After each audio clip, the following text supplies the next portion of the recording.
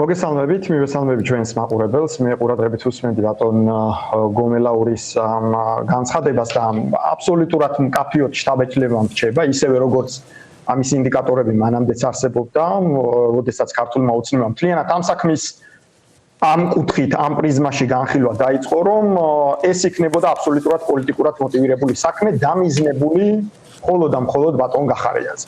ეს არის შემდგარი ფაქტი უკვე და ჩემი აზრით ის რომ გენერალურმა პროკურატურამ ამ საქმესთან დაკავშირებით რაღაც გამოძიება დაიწყო თურმე და დღეს დაიბარეს ბატონი გომელაური ამ თემასთან დაკავშირებით არის ამის აბსოლუტურად 100%-იანი დადასტურება.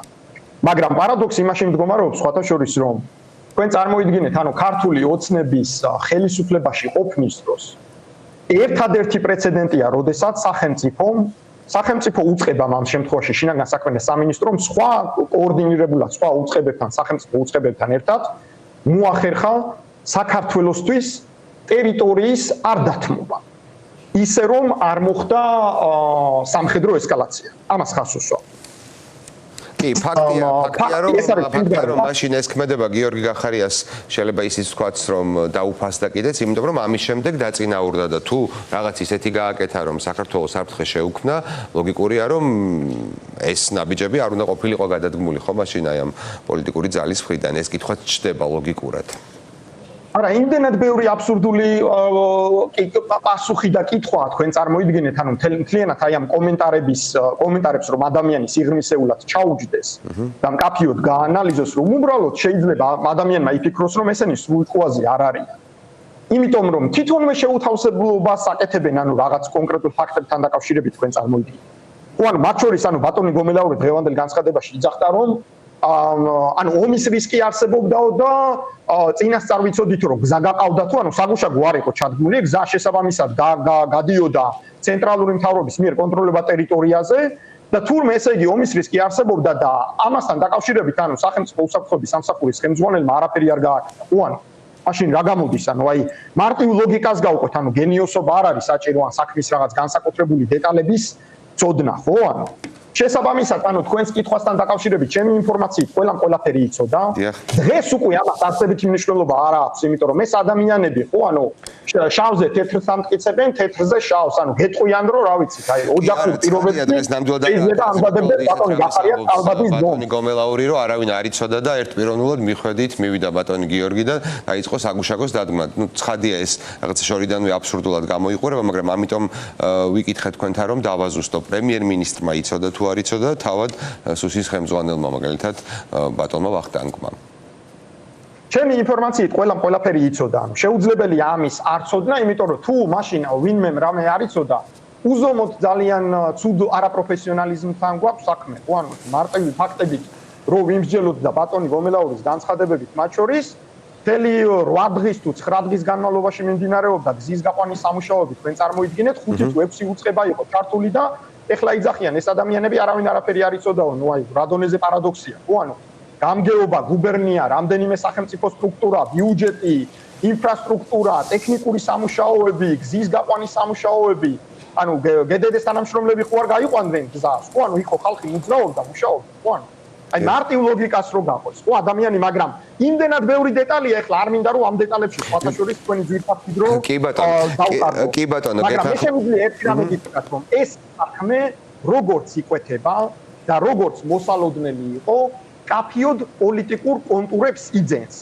ერთადერთი მიზეზის და გამო, რომ რამდენიმე მიზეზის და გამო, უბრალოდ რომ ერთი მხრივ პერსონალურად, ანუ ესე იგი დააზიანონ გახარია, რა მიმართულებით წავა საქმე ჯერ არავინ არ იცის, მაგრამ ფაქტია, რომ ამ საქმეს რო უკვე ოფიციალური სახე მისცეს, ჩემი აზრით, კაფიოდ ერთი მიზეზი ეს უკვე იკვეთება და მეორე, თუ ჩვენ ამას განვიხილავთ ფართოდ ჭრილში, ანუ ცოტა სიღრმისეულ ანალიზში და ამას მივაბავთ იმ განცხადებებს, რომლებიც აბსოლუტურად სახელმწიფოებრივად, ანუ ძალიან დამაზიანებელი განცხადებები იყო სხვადასხვა მაღალი თანამდებობის პირების და პერსონალურად ივანიშვილის მხრიდან ბოდიშის კამპანიას გულისხმობს. ეს უკვე ფართო კონტექსტში აბსოლუტურად სხვა რამეს მიანიშნებს. ეს მიანიშნებს იმას, რომ ფაქტიურად სახელმწიფო ტერიტორიების დაცვა თურმე ყოფილა სახელმწიფოს ესე იგი დაზიანება და ღალატი და სახელმწიფოს ესე იგი წინაშე მოღალატეობრივი განცხადებების გაკეთება ყოფილა თურმე პატრიოტიზმი. ანუ ეს უკვე აი ამ პარადიგმაში შედის, სხვათა შორის და საქართველოს მოსახლეობამ ეს უნდა გაიგოს. იმიტომ რომ ამ საქმესთან დაკავშირებით მე არ ვიცი რა მიმართულებით წავა დისკუსია, მაგრამ ნებისმიერ შემთხვევაში ქართულ ოცნებას არსებობის ისტორიაზე ამაზე სახელმწიფოებრივი ქმედება არ აქვს მნიშვნელობა გახარია იქნებოდა პეტრე, პავლე თუ ივანე, ანუ ვინც ამას აკეთებდა. ამაზე სახელმწიფოებრივად სწორი არ გაუკეთებია არასდროს თქვენ წარმოიდგინეთ. ქართულ ოცნებას გულისხმობ. ორი кейსი იყო ასეთი, ერთი იყო სოფელ ჩორჩანაში, ხაშურის რაიონში და მეორე იყო სოფელ პერევში. კი ბატონო, სოფელ პერევში. მოდით ბატონ კახა ასეთ კითხვას დაგისვამთ. მიუთითებს ეს ყველაფერი იმისკენ, რომ შესაძლოა იმ პოლიტიკოსებს, რომლებიც ახლა ივანიშვილის თავრობამ ციხეში გაუშვა, მიემატოს ბატონი გიორგი გახარიაც, იმიტომ რომ საკმაოდ მძიმე არის მუხლი, აღარ ჩამოთვლი, ვრცელია და ბევრი ისეთ სიტყვას შეიცავს უცხო ძალა, მასთან დახმარება, ის რაც დაუშვა დააზიანებდა, როგორც თქვენ თქვით, რეპუტაციულად დაარტყავდა ვინმეს, იმიტომ რომ კარგად იყიდება ამ ქვეყანაში ომის დაწყებასთან დაკავშირება ადამიანების. ფიქრობთ თუ არა, რომ ეს საქმე შესაძლოა სწორედაც რომ ბრალის წარდგენით გაგრძელდეს და დასრულდეს გიორგი გახარიასთვის? იცით რა, საინტერესო კითხვაა, მაგრამ არ ვიცი, თუმცა ქართული ოცნების, ესე იგი, ბოლოდროინდელ ქცევებს პატერნულად რომ ვაკვირდები, ყველაფერია მოსალოდნელი.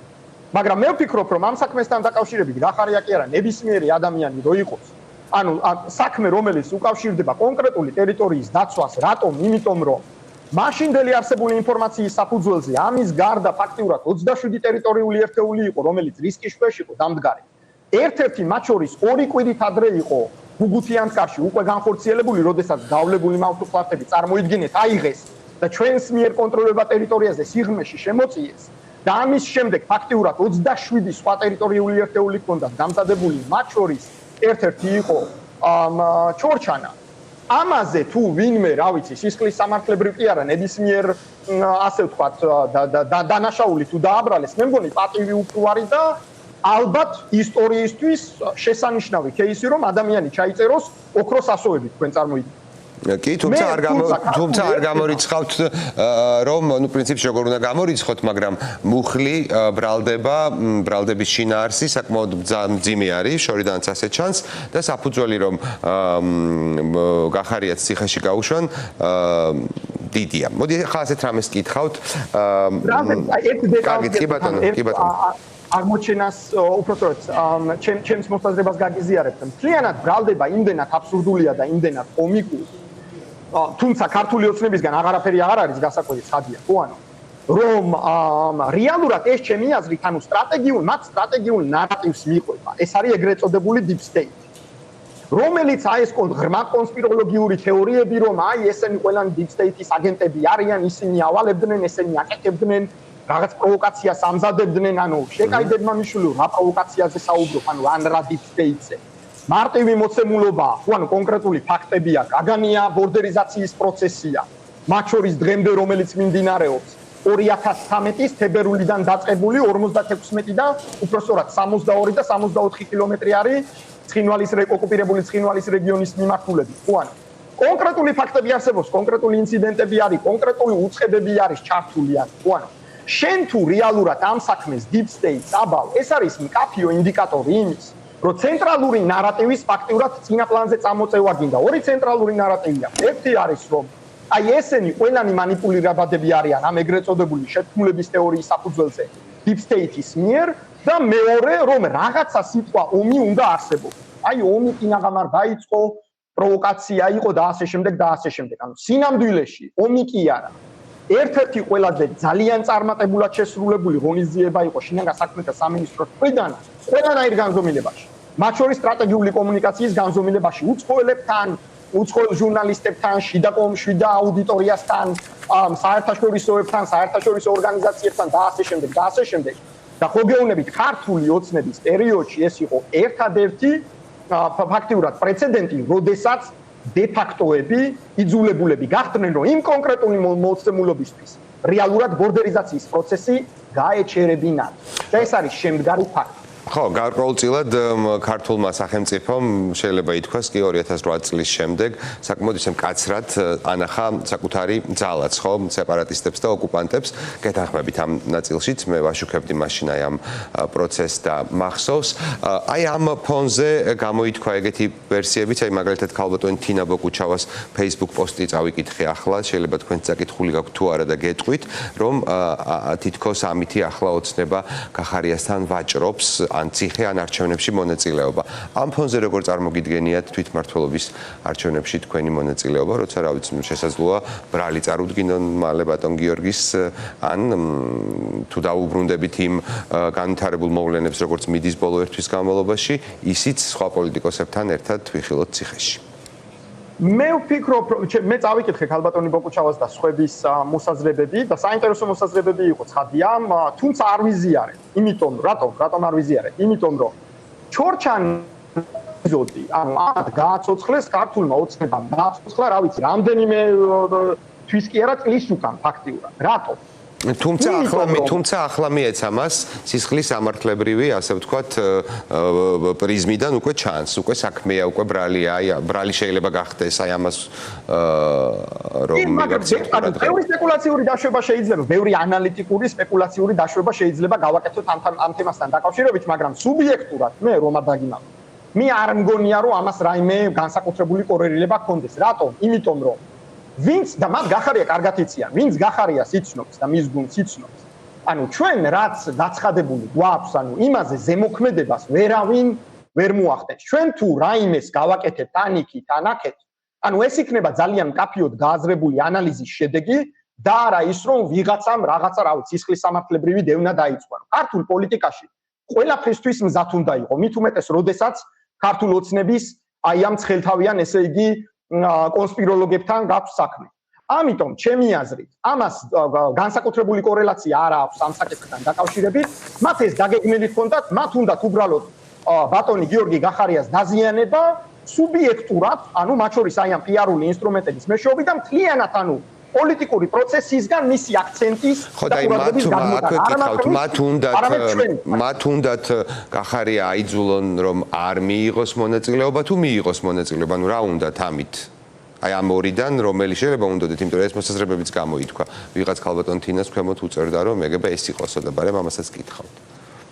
არა, მათ ერთი რამე უნდათ, მათ უნდათ რომ გარკვეულწილად მიიღონ ლეგიტიმაცია და მათ უნდათ რომ მთლიანად პოლიტიკური ველი ისე დაგსახსონ და ერთმანეთზე გადაყიდონ, რომ მოსუფთავებული ველი ჰქონდეთ მთელი ამ წლების განმავლობაში. გარკვეული ლეგიტიმაცია იქნება, გარკვეული ამასთან რომელსაც ეტაპობრივად მიყვებიან.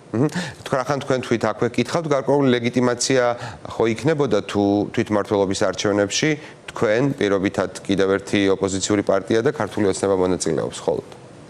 გააჩნია რა პრიზმიდან შევხედავთ საკითხს. მე პირადად არ მგონია რომ ეს გარკვეულწილად ლეგიტიმაციას აძლევდეს ქართულ ოცნებას, თუმცა განსხვავებული აზრიც და ანალიზიც არსებობს ამ თემასთან დაკავშირებით. ამიტომაც არის რომ ჩვენ ყოველთვის ყურადღებით ვუსმენთ ყველა განსხვავებულ აზრს და არამც არ ვიღებთ ამას როგორც რაღაც განსაკუთრებული დაპირისპირების საგანს ხანდახან როგორც ხვები აკეთებენ ხოლმე სამწუხაროდ.